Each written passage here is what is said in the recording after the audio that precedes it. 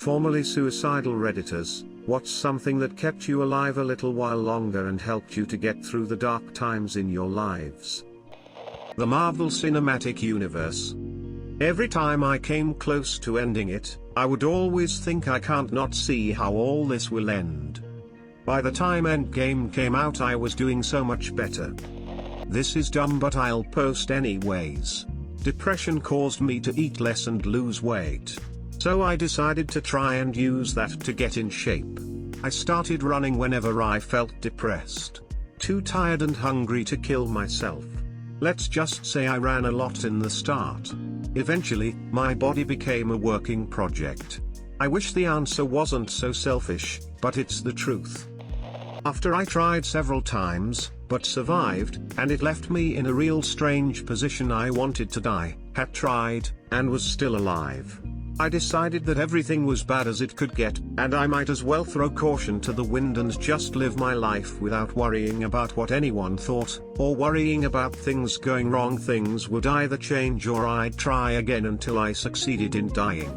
So I did a bunch of things: skydiving, entered beauty pageants, traveled, took up strange hobbies. I basically spent the next few years doing everything that appealed to me in the moment. And in the end I had racked up so many achievements, had learned so much about who I was, that I was no longer suicidal. So my advice is, if you're feeling lost, throw caution to the wind and do everything you've wanted to do but never felt brave enough to try. You literally have nothing to lose when you're in that place. Spite. It sounds rough and somewhat soulless to say, but it does. The actions of certain people have led to a deep downward spiral that took me a long time to get out of. I don't really want to break it all down, but a lot was taken from me, and I used to hold so much anger, hate and fear for those responsible. As it happens, that included me. I hated myself for letting these things happen to me, for not being strong enough to handle everything, for feeling completely broken. I've had a fair share of attempted suicides, but no one in particular could really shake how I let my trauma affect me. It wasn't for a while that I realized that's what those people wanted. They thrived off of the power they had over me, my life and my emotional state.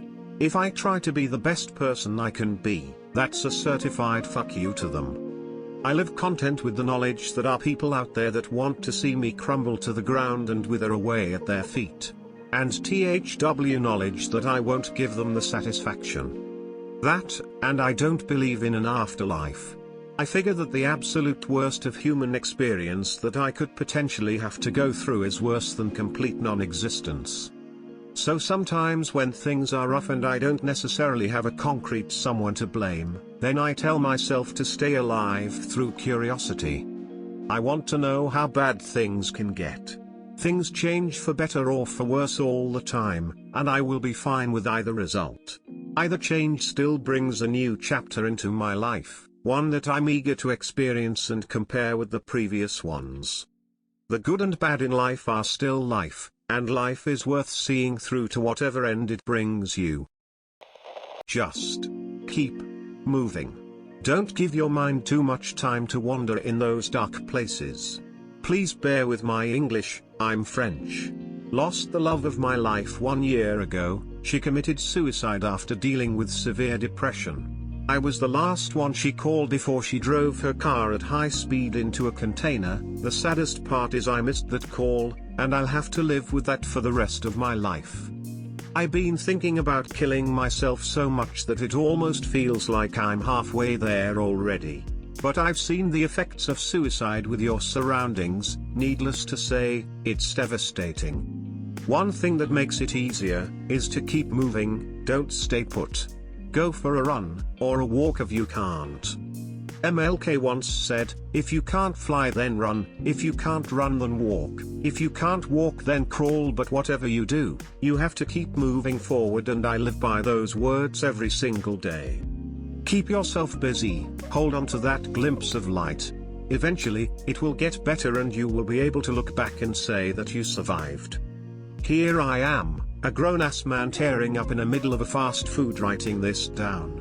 Keep fighting people, and spread the love.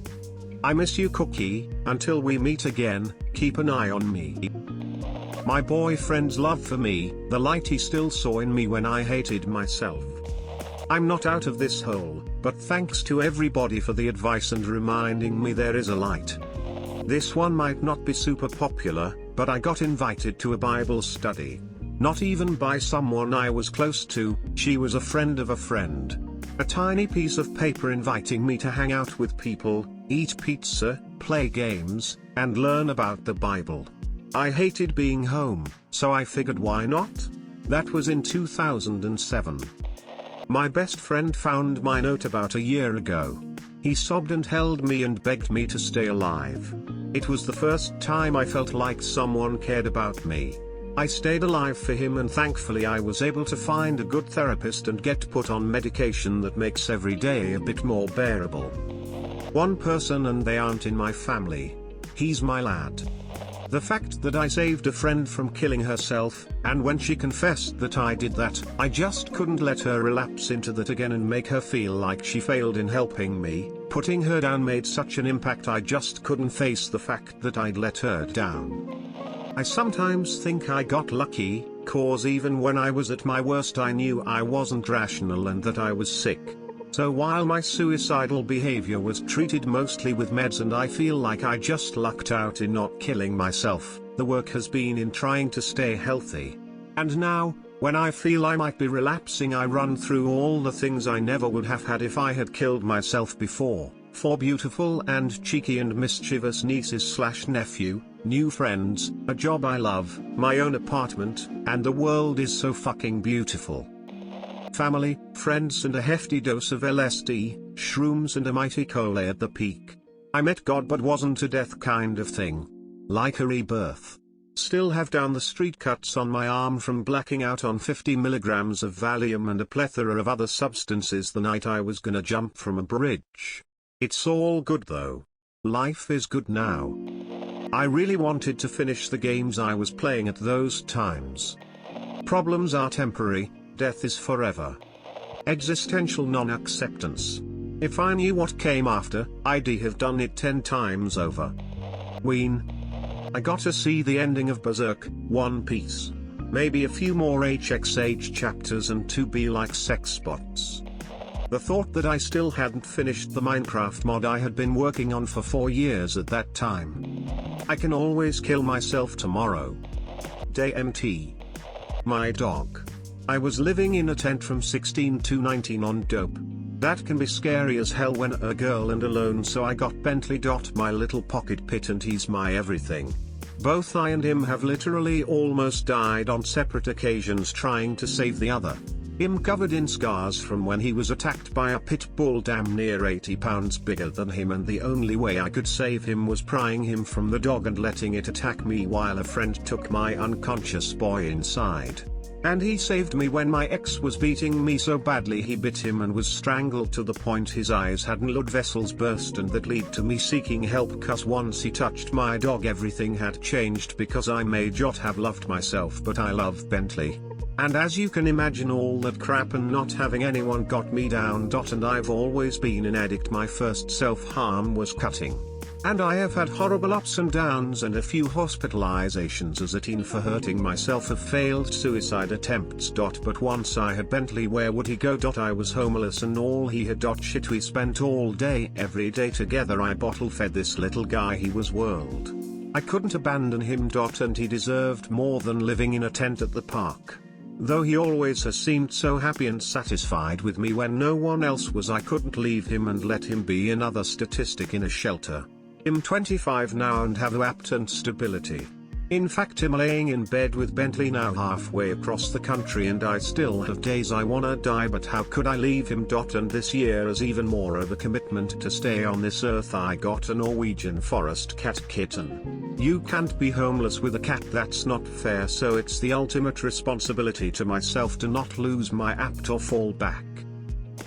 Knowing the people I hate would be happy that I'm gone. And Harry Potter. My fat calico cat. She always knows when I'm particularly down and comes to cuddle me.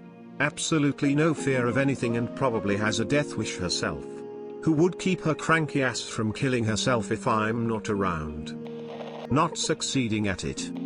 psilocybin mushrooms and DMT. I've been watching this post over 24 hours now, and I don't know if anyone will see this, but if it helps one person live another day, it's good enough for me. You can go ahead and skip to the bottom for the short answer. This is just some backstory about that answer. I have borderline personality disorder, and I spent the last 5 years suicidal, attempting 3 times with like 8 to 10 what I call careless attempts. Wasn't really going far enough, but I wouldn't be mad if it did. I honestly believe the one thing that kept me alive was just spite. I hated myself so much and hated my life that I continued to live out of just spite and wanting to suffer. I went on a mission to make any friend I could talk to about what I was going through, both early and online. I made probably 100 plus friends online, pissed off a majority of them, and only speak and hang out with 1 to 2 of them now. IRL was completely different. I met probably 15 to 20 people, befriending all and sleeping with about half of them, which led to rough fallouts because, as I learned, you really shouldn't fuck your friends while you're depressed and suicidal and don't know how to control your emotions quite yet.